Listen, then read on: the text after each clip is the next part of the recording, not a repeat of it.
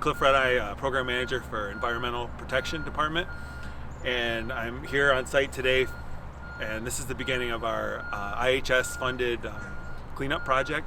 We received $500,000 to clean up 10 sites on both territories, and with that money we've purchased an excavator.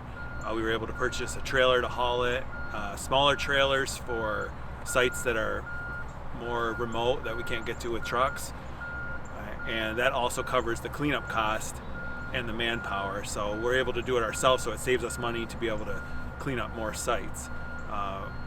The first site here, we have multiple departments helping out. We have conservation, DPW, planning, and media, and our goal is to get the word out to the public so that they can keep an eye out for people that are dumping on territory, because it's pretty significant when you go around and see that, and it's active as well. So we want to put a stop to it. We're going to put signs up, do more patrols, and also hope to expand our solid waste program so we can be proactive about it.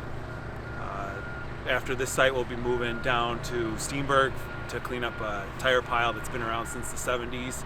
And then in the spring, we plan on doing getting the community involved and working on one of the larger cleanup sites to where our community cleanup will focus on that, where everyone will clean up. And we're also going to try to do that with a Cattaraugus site as well.